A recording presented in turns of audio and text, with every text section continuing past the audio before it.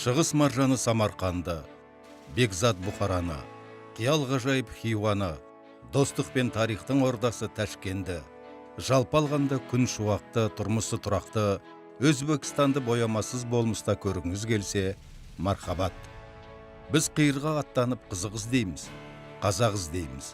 Ендеше қиырдағы қазақтар өзбек жерінде.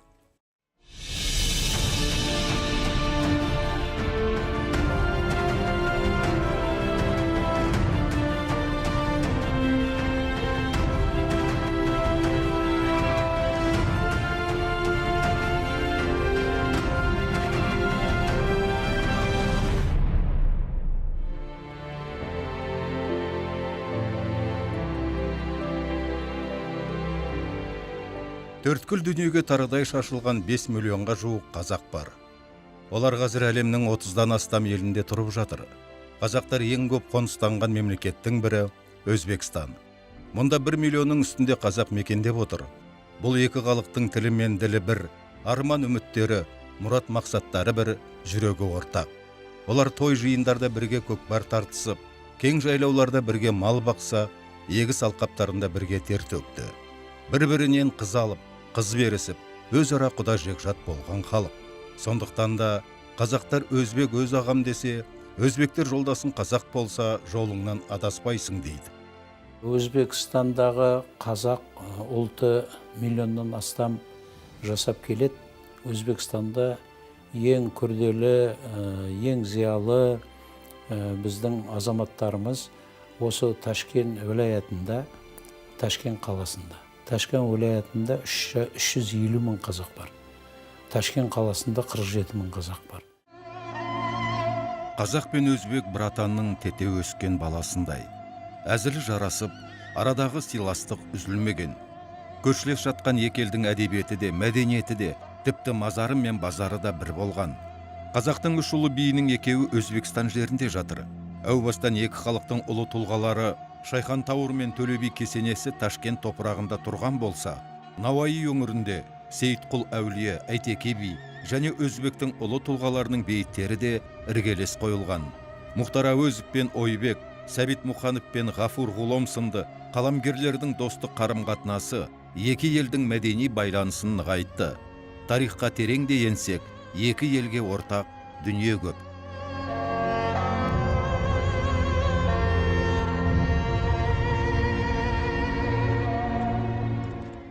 Біз сапарымыздың әлқисасын Ташкенттің орталығындағы Төле бидің мазарына барып, зиярат етуден бастадық. Халық арасында қарлығаш әулие атанған Төле би бабамыз жайлы Қытай жазба деректерінде мынандай сөздер кездеседі. Чин патшалығының әскерлері жоңғарлардың өздеріне қарсы дүрбелең тудырған тобының қалдықтарын қуалап, 1758 жылы Ұлы жүз мекендеген далаға дейін барады. Сонда олар көздерімен көрген жағдайды былай деп жазады. Ұлы жүздің қолбасшысы Әлпейіс би екен. Оның 3 батыры бар. Біреуі Төле би, екіншісі Қойгелді, үшіншісі Сасықбай. Төле би туралы тарихи деректер жыл сайын жаңғырып, түрлі сипатта айтылып жүр. Бабамыз жатқан мазардың сыры кетсе де, сыны кетпеген. Артында бүтін билікке Төле би жеткен деген сөз қалған тарихи тұлға, жеті жарғыны жасаушылардың бірі. صراط الذين أنعمت عليهم غير المغضوب عليهم ولا الضالين صلى الله تعالى على خير خلقه محمد وعلى آله وأصحابه أجمعين برحمتك يا أرحم الراحمين. Mana neçə illərdən beri Qazaqistandan mehmanlar keladi. Төле бидің мавзолейіне тәу етіп, Құран бағыштап келетін халық көп. Қазақстаннан да құрметті қонақтар, туристер қарасы үзілген емес. Қазақ елінің президенті Нұрсұлтан Назарбаев та келіп зиярат қылды. Шекара ашылғалы халық көп. Өткені бір, бүгіні ұқсас екі елге ортақ осындай тарихи тұлғалар керек.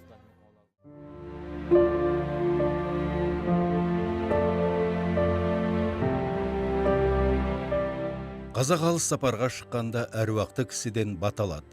Сапарлап барған жерінде қасиет қонып, қыдырдырған бабаларға Құран бағыштамай кетпейді. Ташкенттен 500 шақырымдай жердегі Нұратаға баруымызға да себеп бар. Ол жерде біздің тағы бір атамыз Әйтеке би жатыр. Жергілікті халықтың айтуынша, Нұрата қаласының 40 мың жылдық тарихы бар. Аңыз әпсанаға сенсек, Шаһарға төбеден отты жауын жауыпты. Қаланың Нұрата атауы осыдан қалған деседі. Қазақ пен өзбекті ғана емес, Қытай мен Европаны жалғаған әйгілі жібек жолының бір торабы да осы қаланы басып өткен.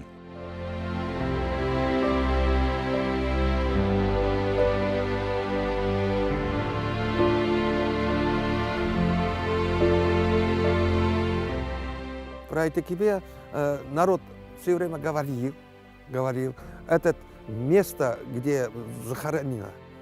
Біз бала күнімізден бұл жерде Әйтеке бидің жатқанын естіп өстік. Анау тұста менің үйім болатын. Үйдің жанында бұлақ ағып жататын. Мал бағып жүргенде осы жерді үнемі көретінбіз. Бірақ мазар биік дуалмен қоршалып тұратын.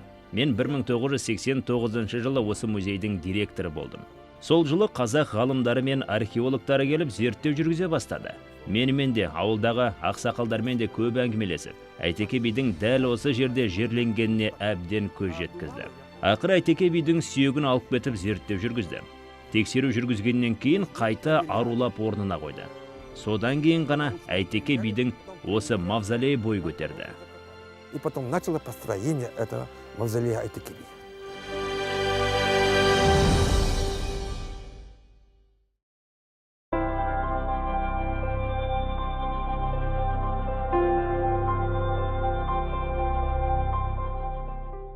Негізгі бағытымыз қазақтар көп шоғырланған Науаи облысы болатын.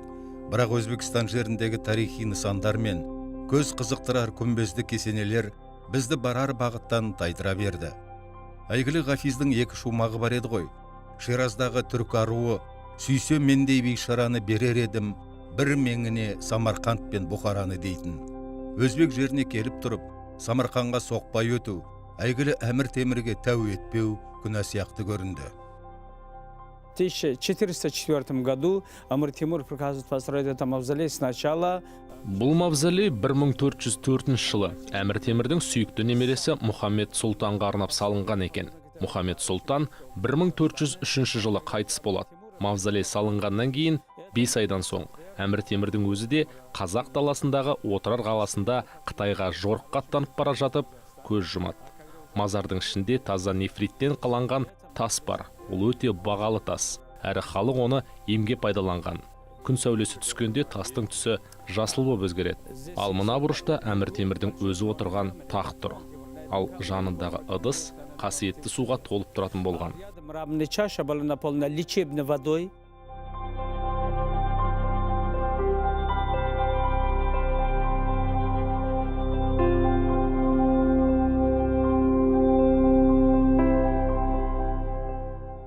Мавзолей ауласы көрікті, жасыл желек жайқалып тұр.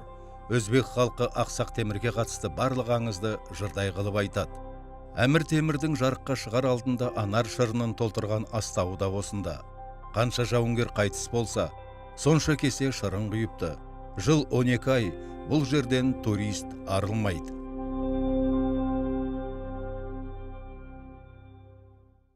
Вместе с Узбекистаном Казахстан очень лучше становится в последнее время, потому что дорогу открыли. Қазіргі күні Өзбекстан мен Қазақстанның байланысы біршама жақсарды. Жолды ашты, болашақта бұдан да жақсы болады деп ойлаймын. Бізге қазақ бауырлар ғана емес, әлемнің әр түкпірінен келетін туристер көп. Весь мир сюда приезжает, потому что он был великим полководцем. Расында, мавзолей маңында жүрген жерлесіміз көзге оттай басылды. Талғат Тоқмурзин, Көкшетау өңірінің қазақ екен. Мақсатты түрде ел аралап, тарихи танымын арттырып жүр. Интересуюсь историей нашего народа. Әсіресе әйгілі жібек жолының тарихы мен оның тармақтары туралы көп дүние білгім келеді. Кітаптан оқыған бөлек, көзбен көргенге не жетсін. Туристер тек тарихи орынды аралаумен шектелмейді екен. Біз сияқты қиырдағы қазақтардың өміріне қызығатын жерлестерімізді де жолықтырдық. Атырау өңірінен келдік. Бұнда туристпіз, Самарқанд қаласына келдік. Бұрынғы тарихтар қызықтырады. Тарихын соның сыртта өмір сүретін біздің қазақтарымыздың, қандастарымыздың өмір туралы.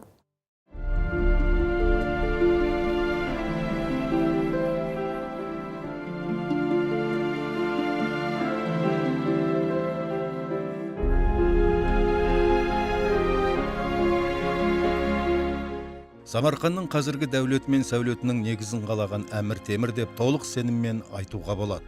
Бұл қала Әмір Темірдің дәуірінде өзінің алтын ғасырын бастан өткізді. Темір өз заманының аса қатыгез жаулаушысы, елдер мен қалаларды қиратушы, әлемге қорқыныш ұялататын қолбасшы ретінде танылса, бір қырынан ол аса талғампаз сәулетші де болды. Осы кезеңде Әмір Темірдің басшылығымен зәулім бақты сарайлар мен қалалар, елді мекендер мен көпірлер тұрғызылған. Ол өзіне дейінгі басшылар секілді парсы немесе араб құрылыстарын қайталамай, өзіндік ерекше мұсылман сәулет өнері тарихында бұрын жасалмаған дүниелерді тұрғызған. Әмір Темір мавзолейінің әр тасы тарихтан сыр өрбітеді. Әр бұрышында бір аңыз жатыр. Ғасырдан ғасырға өтсе де, сынын бермей тұрған кесенеге қарап, сол кездегі сәулетшілердің талғамы мен еңбегіне еріксіз бас иесің.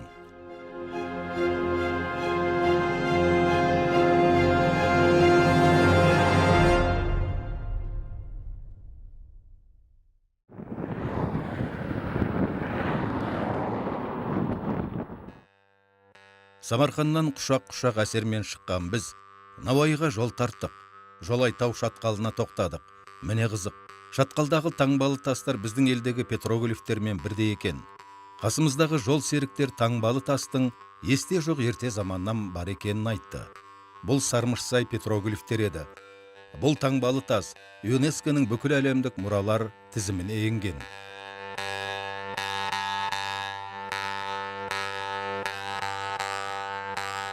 Тарихтың тірі куәгеріне 5000 жыл болған дейді.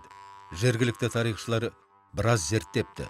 Түрлі жануарлар мен адам бейнелері салынған.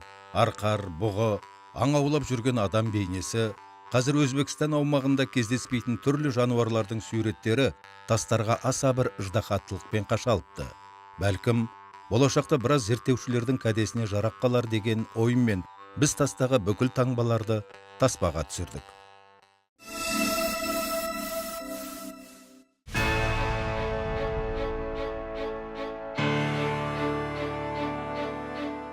Сапарымыздың 3-ші күні Науаи облысындағы Кенемехке жеттік.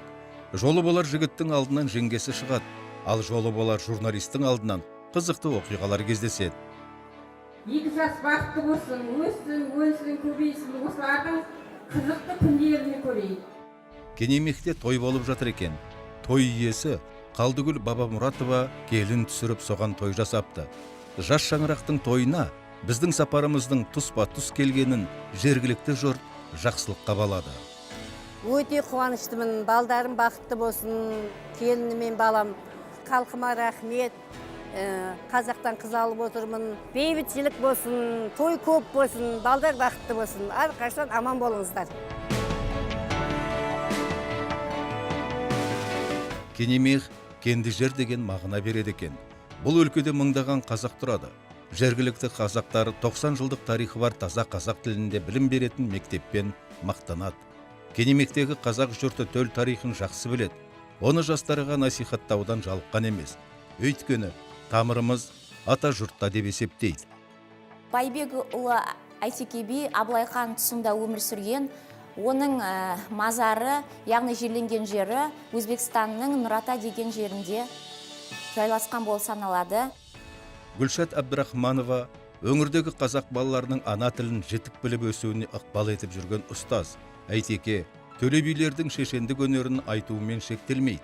Ол сабақ барысында арғы бергі қазақ тарихынан да сыр шертеді. Ұстаз шәкірттерімен мақтанады. Олардың жетістіктері маған қанат бітіреді дейді. Мұғалімнің ерен еңбегін елеген Өзбекстан үкіметі оған 2006 жылы Өзбекстан Республикасының халық ағарту ісінің үздігі атағын берді. Біздің мектебіміз таза қазақ тілінде оқытылады. Балаларымыз қазақ тілінде еркін сөйлейді. Қазақ тілін өзім анам тілім деп білетін басқа ұлт өкілдері де осы жерде білім алып келуде. Тағы бір айта кетерім, бірінші мектеп бұл Кенемехтағы қазақтардың университеті деп аталып кеткен. Өйткені Кенемех ауданы 1925 жылы құрылған болса, бұл мектеп 1926 жылы құрылған болып саналады.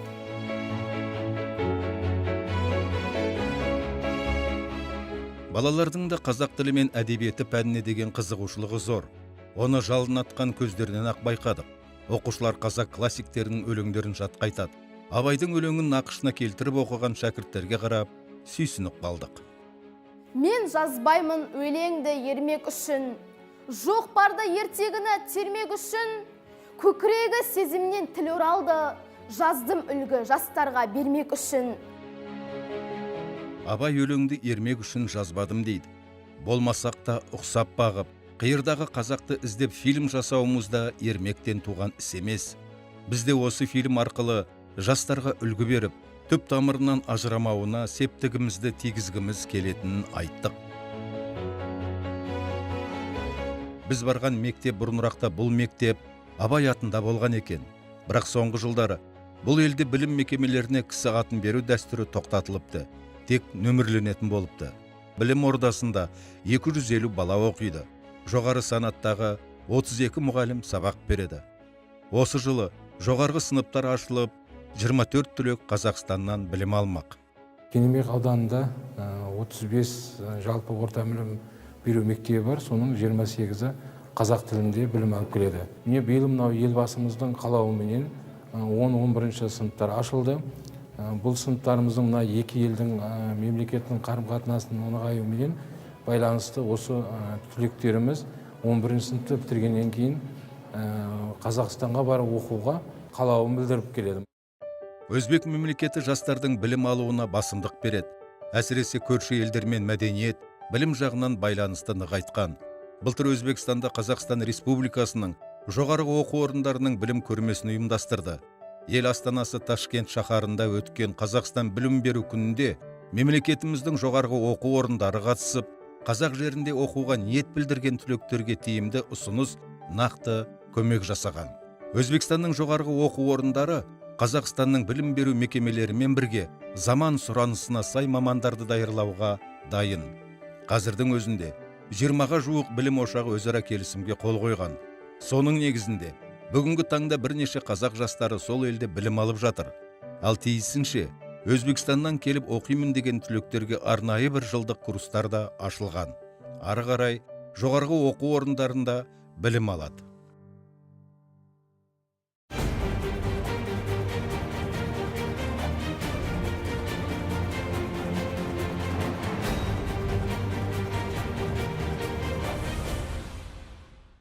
Алар кет, қолдарды алдық айналтып жүреміз. Бокс. Өзбекстандағы қазақ жастарының ілім-білімге, мәдениет пен спортқа деген зор қызығушылығын байқадық. Соңғы кезде өзбек боксшылары әлемдік аренада жақсы өнер көрсетіп, жеңіске жетіп жүр. Оның өзі жастардың жігерін оятқан. Жаттықтырушы Жасур Оразбаев Өзбекстанның чемпионы болған. 2009 жылы Қазақстанда өткен ел президенті кубогына қатысып, қазір шәкірт тәрбиелеп жүр. Тренер болғанға 2 жыл болды. 2 жылдан бері тренер істеп келем. Шәкірттарым бар. Өзіммен шәкіртім Серіков Нұржан Қазақстанда болған чемпионатта бірінші орын алған, чемпион болған. Ең жақсы шәкірттеріміздің бірі. Өздерде қазақ, өзбек шәкірттеріміз көп. Насып болса шәкірттерімнен чемпион болады. Олимпиада чемпионы жетістіріп шығарылды. Шәкірттер Олимпиада чемпионы болған Хасанбай Досматовты үлгі тұтады. Әрбір Олимпиада чемпионына өкімет $250 мың мен бизнес санаттағы Chevrolet Malibu көлігін береді деп Кенемектер мақтанып қалды. Шерхан Бекназаев өзін болашақ чемпион сезінеді. 3 жылдан бері осы жаттығу залы екінші үйіне айналып кеткен. Бокс болашағым дейді. Тарихи отаны қазақ жерінде де, қазіргі тұрғылықты жері Өзбекстанда да бокс спорты жақсы дамыған. Еліктейтін, бой түзейтін спортшылары екі елде де көп.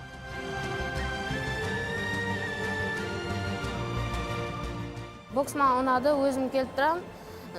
Жаттығуым күнде жақсы, 3 жыл болды қатысқаныма. Болашақ чемпиондар тарихта қалғысы келеді. Атақ дәрежеміз артып, бізді ел таныса дейді. Облыстағы еңбекқор, білімді қазақтардың жаңалығының жарысы болған газеттер де оларды насихаттаудан шаршаған емес. Науаи облысында таза қазақ тілінде 3 газет шығады. Кенемек таңы, 3 құдық, Тамды шаруагері. Кенемек таңы газеті айына 3 реттен 2000 тиражда шығады. Кенемек таңы газетінің бас редакторы Гүлдана Нарымбетованың айтуынша, Газетке осындағы қазақ ағайындар түгел жазылған. Газет ұжымының жоспары көп екен. Биыл атажұртта Өзбекстан жылы деп жарияланған. Сондықтан біздер газетімізді өзінің веб-сайтын ашып, көрші Қазақстан Республикасының азаматтарымен қоса, осы өзіміздің Тәуелібай өңірінен көшіп кеткен, өзіміздің қандастарымыз оқысын деген бір жаңа бір бастамамен осы газетіміздің веб-сайтын іске қоспақшымыз. Қиырда жүрген қазақ ағайындар, өзіміздің бауырларымыз әрдайым қазақ тілінде білім алып, қазақ тілінде баспадан шығатын газеттерді, үнқағаздарды оқыса деген тілегіміз бар.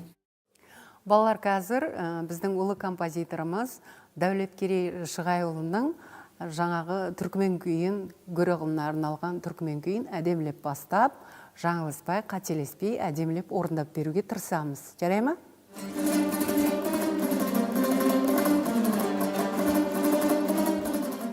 Ташкент қаласынан 20 шақырым жерде Қыбырай ауылы бар. Бұл жердегі қазақ диаспорасы шағын орталыққа келіп, ұлттық өнерді меңгереді. Орталықта тіл мен ділді дәріптеп жүрген жандар көп. Соның бірі Айжан Тәжібаева. Ол осы орталықта балаларға домбыра үйретеді. Өнер ұжымының жеткен жетістіктері де көп. Өзбекстанда өтетін мәдени іс-шарадан қалмайды. Былтыр қазақ жерінде Экспо көрмесі аясында өткен Бәйтерек 2017 байқауына қатысып, жүлделі 2-ші орын алыпты.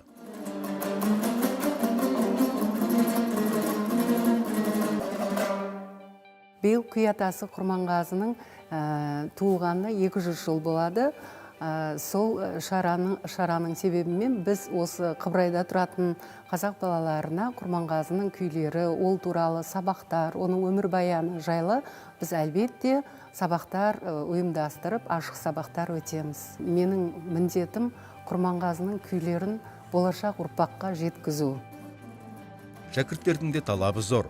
Одан бұрын баламыз қазақылығын жоғалтпасын деп өнерге баулып, ұлттық киімін тіктіріп, домбырасын әперіп жүрген ата-аналарына ішіміз жылып қалды.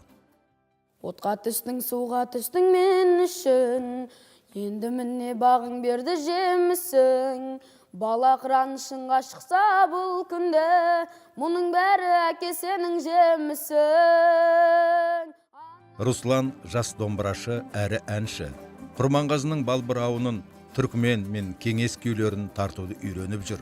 Ұлттық аспапқа деген қызығушылығын атасы оятса, осы орталықтағы ұстазы баланың дарынын ашты. Мен домбыраға қатып жүргеніме 2 жыл болды. Атам маған домбыра сыйлады, үйрен, ақын бол деді. Осы 2 жылдың ішінде әртүрлі күйлерді үйрендім. Өзбек жеріндегі қазақ орталығы мемлекет тарапынан қаржыландырылады. Осындағы Қазақстан елшілігі үнемі көмек беріп тұрады. Орталық соңғы 3 жылда 10-ға жуық кітап шығарған. 2 жыл сайын халықаралық ақындар айтысын өткізіп тұрады. 2016 жылы өткен жыр додасында Қазақстан, Қытай, Моңғолия, Қырғызстаннан келген ақындар қатысыпты. Енді 2018 жылы өтетін айтысқа дайындалып жатырмыз дейді. Ақын болсам деп мен де армандаймын, әлі шер науайым мен аржан бұлдай. Сапсары балаларым келіп қалды, Самарқанда пісірген тандырдандай Орталықтың ең керекті мақсаты біз бүгін жұмыс атқарып жатқанымыз Өзбекстанда қазақ ұлты тілін жоғалтпасын, әдет үрпін жоғалтпасын. Ең біздің сол ата-бабамыздан қалған тілімізді, осы әдет үрпімізді жоғалтпау үшін көп мектептерге барып, қазақ тілін үйрену, қазақтың мәселен домбырасын үйрену, соған дейін кассеталар, дискілер жасап, біз мектептерге беріп жатырмыз. Осы домбыра қазақтың ән айтатын құралы ғой. Осыны үйрену үшін әрбір қазақтың бала қыз әрекетін жасасын деп жатырмыз. Биыл қазақ пен өзбек қатынасы ерекше жанданды дейді орталық басшысы. 2017 жылы өткен дүниежүзі қазақтары қауымдастығының жиынына барып, ерекше шабытпен қайтыпты. Бірақ қазақ тіліндегі кітаптарға мұқтаж екендерінде айтып қалды. Өздері шама шарқынша еңбек етіп, Өзбекстандағы қазақтар туралы кітап жазған. Осы күнге дейін қылынған жұмыс 25 жыл өтті. 25 жылдағы бірталай осы жердегі зиялы қазақтарымыз үлкен лауазымдарда істеді. Қазір күнде 2 академигіміз бар. 80 жасын жақында тойладық. Бәкір Серікбаев ирригация институтында сабақ беріп келеді осы күнге дейін. Одан кейін Қалдыбек Сейданов деген ағамыз бар. Бұл қазақ тілі әдебиеті мектепке хрестоматия тарихтардың бәрін қазақ тілінде аударып, жазып, бүгінгі күнде 11 жылдық мектепке тәйяргерлігін көріп отқан академик ағамыз.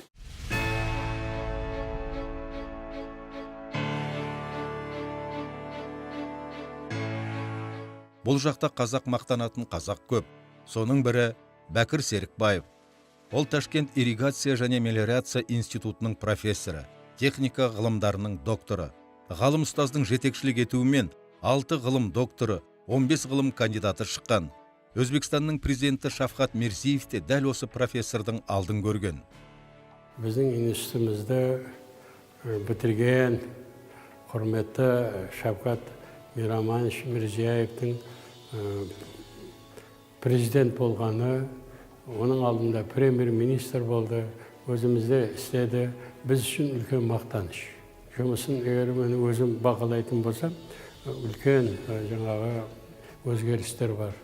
Бұл біріншіден Орта Азиядағы мемлекеттердің арасында қарым-қатынасты жақсарту, экономикалық товар жаңағы айланымын көбейтіру. Өзбек пен қазаққа ортақ дүние көп. Тарих пен танымнан өзге, әлемнің өзегі саналатын су мәселесі, яғни трансшекаралық өзендерде бар. Бұл тұрғыдан алғанда екі ел арасындағы байланыстың нығайғаны бәрімізге қажет дүние дейді профессор.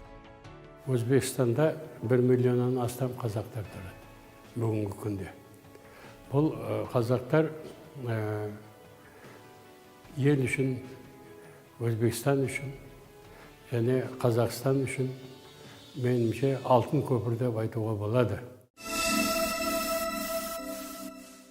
Мынау кәдімгі кофеден біз суға дайындап, осыны қосып істеуге әрекет жасаймыз.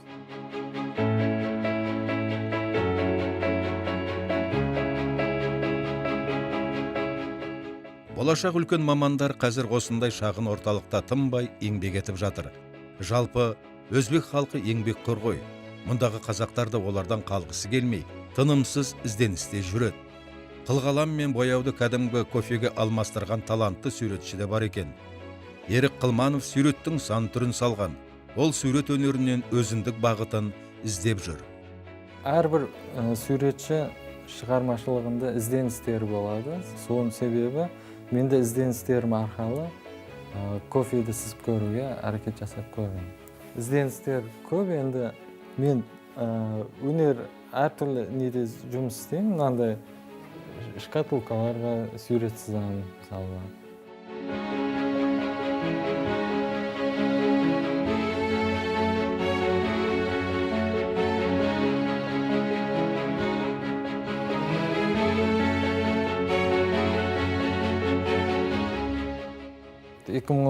жылдары Астана, Алматыда болған көрмелерде, өнер халықаралық көрмелерінде қатысып, алдыңғы жұтықтарға ие болған. Қазақ ұлтының бай мұрасын насихаттап жүрген жандар көп. Соның бірі Гаухарай Ермаханқызы. Анасы қазақ, әкесі Қарақалпақ ұлтынан. Қазақ мәдениетін бала күнінен санама сіңіріп өстім дейді. Қазір бойындағы суретшілік өнерін балаларға үйретеді. 10 шақты қазақ баламыз бар. Олар өздерінің ата-бабаларының мәдениетіне өте қызығушылық білдіріп, сұраулар қойып, ізденістер. Бізде өте бай мағлұмат кітапханамыз бар. Сонан пайдаланып жатыр. Біз оны қазір жастарға бейімдеп электрон вариантын қылып жатырық. Гаухарай Ермаханқызы бізге тана деп аталатын ерекше тарихи жәдігерді көрсетті. Бағзы замандарда қазақ хандарының кеңесшілерінің айырым белгісі болған деседі. Мұны қазақ хандарының кеңесшілерінің арқасына тағылған бұйым болып, мұны ортада көріп тұрғаныңыз мыстан, алтын, күмістен жасалған болып, әйел кісілерде де болған. Бұл бұйымды әйелдер тіл көз етпеу үшін таққан дейді. Өзбекстандағы қазақтың қыз келіншектері мұндай киім кимесе де, камзолына ою тіктіреді. Жас кәрі демей, қоғамдағы статусына қарамай, әйелдердің көбі бастарына жаулық салып жүреді. Оны өзіміз қатысқан екінші тойға барғанда көрдік. Аналарға сәлем бердік, ақ жаулығы Абылайдың ақ туындай желбіреген. Қашан көрсен, қазақ өзбек халқының дастарханы жиылмаған, бір құдайдан басқаға сыйынбаған. Асабалар сауатты, тойлары жинақы. Бүгінгі қуаныш иесі Шымкенттен келін алып жатыр екен. Бүгін үшінші президентім Исмайыл деген ұлым үйлендіріп жатырмын. Келінді Шымкент Тастай ауданынан келінді алдық. Бір қыз шығардым, 2 ұл үйлендірдім. Құдай қаласа 5 немерем бар.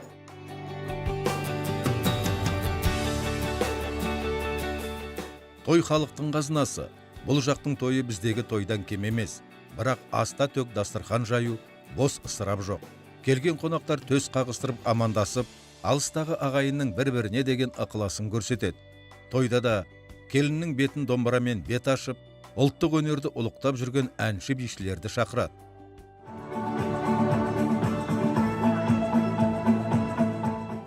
Өкілі тақия, қос етек көйлек киген бұл арулар Қыз Жібек би тобының өнерпаздары. Топ осыдан 13 жыл бұрын құрылыпты. Бидің түр-түрін билейміз дейді топ жетекшісі. Бірақ ұлттық өнерге қашанда сұраныс жоғары. Осы Өзбекстанда біз Ташкент қаласында, Ташкент облысында көптеген аудандарда тойда халық қызметінде жүреміз. Ол сондықтан халық көбінесе сұрайтыны ұлттық калория, ұлттық болсын деді. Мысалға мен әңгіме арасында қалай басқа ұлттардың да биін репертуарға қосақ деді. Жоқ, тек қана ұлттық болсын, мүмкіндігі болса, сол қазақи, тап-таза қазақи оюланған костюмдерде шықса, қыздарыңыз сол қос етекті әдемі қазақшаның киімін, қазақ ұлттық киімде шықсын деп өздері сұраныс жасап жатады. Ұлттыққа сұраныс өте көп.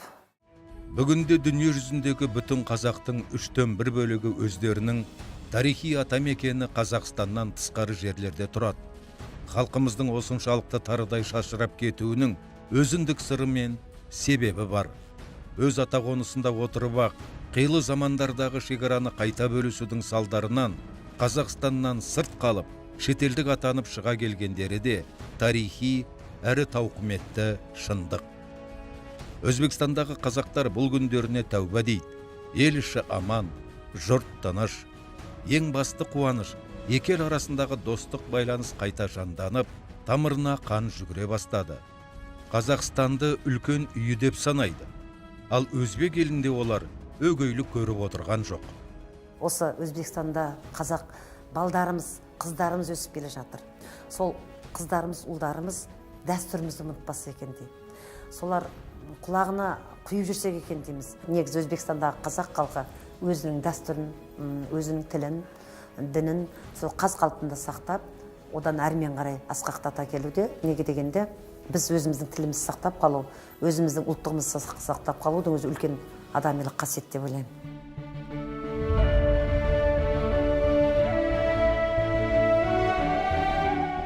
Иә, адамилықтың ең үлкен қағидасы да осы шығар.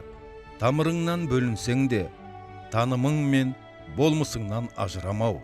Әсіресе тарихи атамекеннің бар екеніне арқаланып, өз рухыңды сезіне білу. Тоқтаусыз аққан уақытқа жұтылмай, ұлттық құндылықтарды дәріптей жүру, дабырасы жалғаса береді дегенге еріксіз иланасыз. Солай болған және солай болып қала береді.